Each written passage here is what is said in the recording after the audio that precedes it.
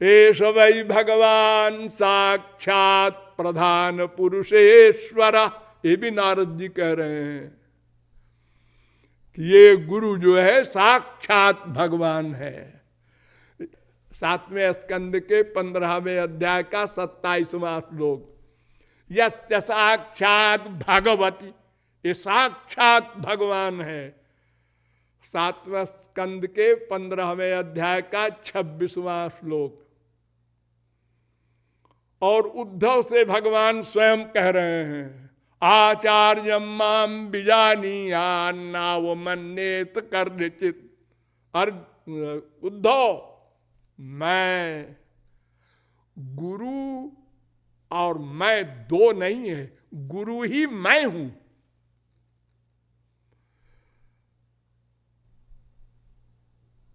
ग्यारहवें स्कंद के 17वें अध्याय का 27वां श्लोक।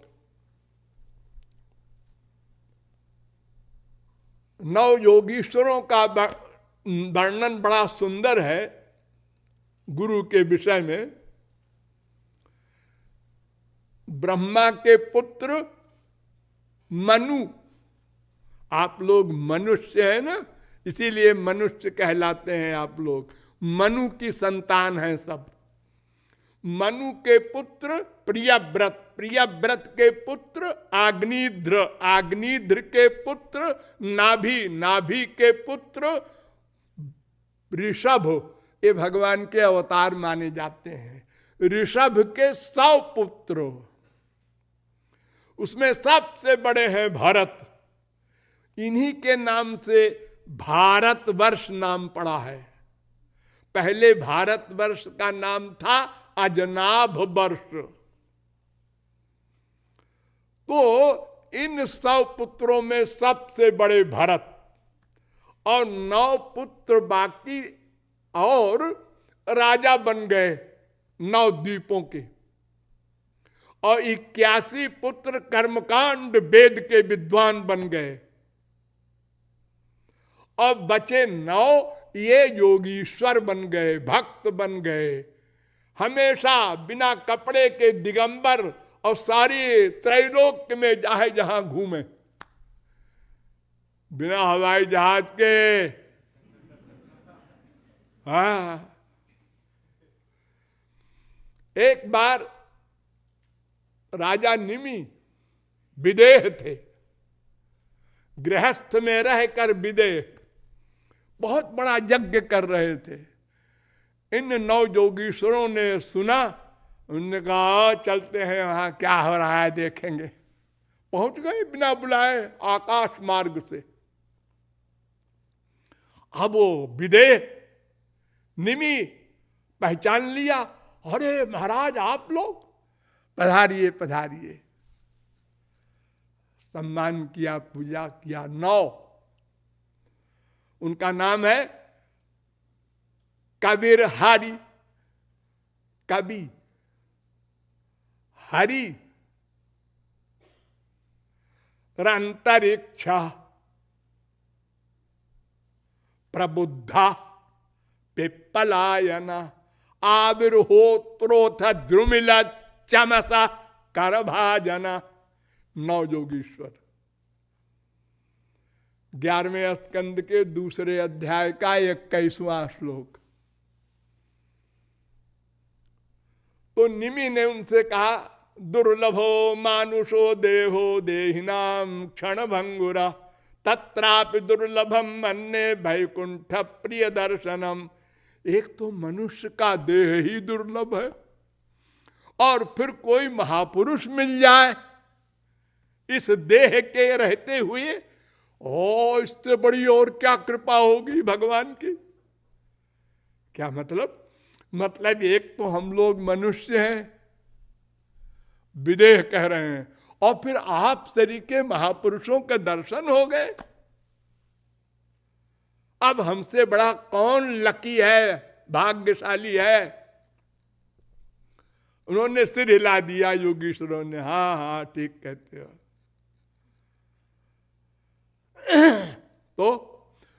तो महाराज फिर कुछ पूछूं?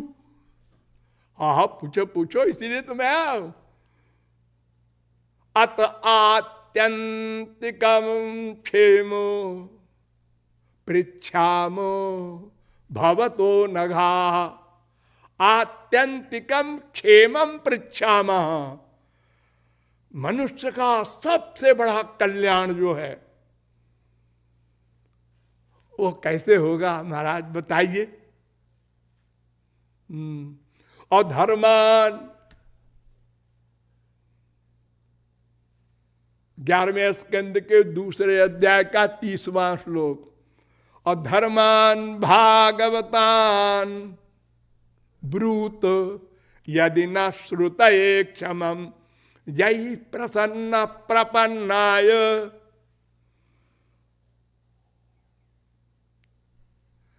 महाराज भागवत धर्म क्या होता है यह भी बताइए। यही प्रसन्न होकर के जिस शरणागत भक्त के लिए भगवान दास्यत्यात्मानमप्यजा, अपने आप को दान कर देते हैं, भगवान दास बन जाते हैं। 11वें स्कंद के दूसरे अध्याय का 31वां श्लोक। अब उत्तर दिया पहले योगीश्वर ने, कवि। उन्होंने कहा मन्ये कुतश्चिद भयमच्युतस्य पादाम्बुजोपासनमत्र नित्यम। राजन,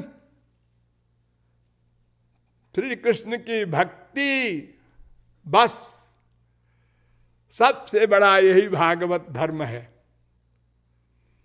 11वें स्कंद के दूसरे अध्याय का 33वां श्लोक देखो। जिसने वो भक्ति कर ली उसमें कोई कायदा कानून नहीं है। धावन निमील्यवा नेत्रे न स्खले न पते दिह। 11वें स्कंद के दूसरे अध्याय का 35वां श्लोक। आंख बंद करके दौड़ो, न गिरोगे न फिसलोगे, भगवान को सरेंडर कर दो, बस भक्ति का मतलब यही। भयम द्वितीयाभिनिवेशतस्यादिशादपेतस्य विपर्ययो स्मृति। अनुमायया तो बुध आभजेत्तम भक्त्यैकयेशम गुरुदेवतात्मा। अनादिकाल से हम भगवान से विमुख थे, इसलिए माया ने दबोच रखा है। इसलिए उसका इलाज है भगवान के सन्मुख जाओ, लेकिन गुरु देवतात्मा, गुरु को अपना इष्ट देव, अपनी आत्मा प्रियतम मानकर भगवान को साथ लेकर चलो, भक्ति करो। आगे चल करके फिर दूसरा प्रश्न करते हैं। अथ भागवतम ब्रूत यद्धर्मो यादृशो नृणाम। अब महाराज महापुरुष किसे कहते हैं? संत, महात्मा, गुरु, ये किसको कहते हैं? क्या लक्षण है इनके? क्या परिभाषा है इनकी? इनका क्या व्यवहार होता है? सुनते हैं इनको उसी प्रकार कोई नहीं समझ सकता जिस प्रकार भगवान को नहीं समझ सकता। सिर हिलाया, हाँ हाँ हाँ ठीक कहते हो।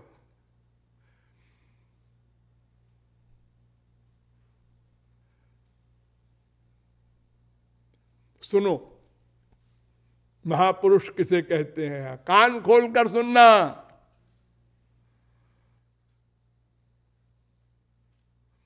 सर्वभूतेषु जब पश्येत भगवत भावमात्मना भूतानि भगवत्यात्मन्येषु भागवतोत्तमा। ईश्वरे तदधीनेषु बालुषेषु बालिशेषु द्विषत्सु च प्रेम मैत्री कृपोपेक्षा यह करोति समध्यम अर्चाया में वह रहे पूजाम य श्रद्धये हते न तद भक्तेषु चान्येषु सभक्त प्राकृत स्मृता। 3 श्लोक में 11वें स्कंद के दूसरे अध्याय का 45वां, 46वां, 47वां श्लोक। बड़ा लंबा व्याख्यान है ये तीनों श्लोकों का, लेकिन इतना समय नहीं है मेरे पास, संक्षेप में आप लोग समझ लीजिए। सर्वोत्तम भक्त कौन कहलाता है? सर्वोत्तम भक्त की 3 अवस्था बताया। जो भगवान को ही सदा सर्वत्र देखता है, नंबर 1, और कुछ देखते ही नहीं। वासुदेव सर्वमिति समहात्मा सुदुर्लभा, गीता। नंबर 2, हमेशा ऐसा नहीं रह सकता महापुरुष। ऐसा रहेगा तो पागल रहेगा हमेशा।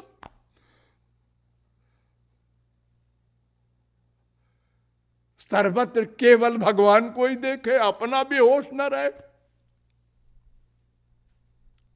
तो उससे दूसरी अवस्था में महापुरुष फिर रहता है। वो क्या?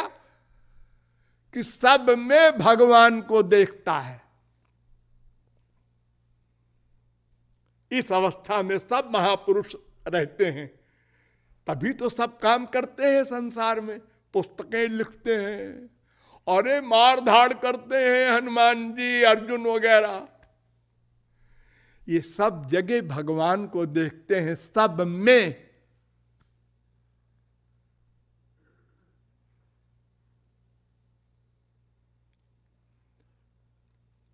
और तीसरे उससे और नीचे आते हैं वही महापुरुष, तो वो सबको भगवान का दास मानते हैं। इस अवस्था में आ गए और अच्छे बुरे का मस्तिष्क में ध्यान रखते हैं, कौन अच्छा है कौन बुरा है, वही उपदेश करते हैं, वही जीव कल्याण करते हैं। इस तीसरी अवस्था में आके दूसरी अवस्था वाले जीव कल्याण नहीं कर सकते, और पहली अवस्था वाले तो बेचारे कुछ कर ही नहीं सकते। वो तो सर्वत्र बस श्याम सुंदर को देखकर पागल बने रहेंगे, आनंद मग्न।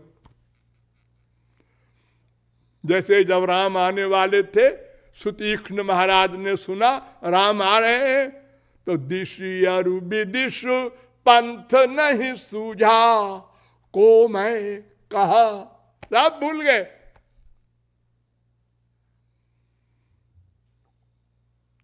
ऐसी एक अवस्था होती है। स्वयं श्री कृष्ण किशोरी जी के ध्यान में निमग्न होकर प्रासादे सा दिशि दिशि चसा पृष्ठतसा पुरस्सा परजंके सा पथि पथि चसा तद्वियोगा तुरस्य हंगोचेता प्रकृतिरपरा नास्ति में कापि सा सा सा सा सा सा जगत सकले कोयम अद्वैत बाधा। यहां भी किशोरी जी, इधर भी किशोरी जी, इधर भी, इधर भी, इधर भी।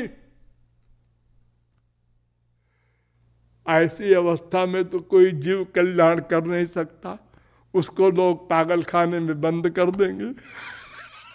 वो क्या कल्याण करेगा। और नंबर 2 महापुरुष जो उससे नीचे क्लास का होता है, उसकी परिभाषा बताते हैं कि ईश्वरे तदधीनेषु, भगवान में प्रेम और भक्त में मैत्री और अज्ञानी में कृपा, और जो भगवान और महापुरुषों की बुराई करे उससे उदासीन, प्रेम मैत्री कृपोपेक्षा, ये मध्यम क्लास का महापुरुष। और जो केवल मूर्ति पूजा करे और महापुरुष की पूजा न करे, उसका महत्व न समझे, ऐसे ही बेचारा साधारण क्लास का साधक है।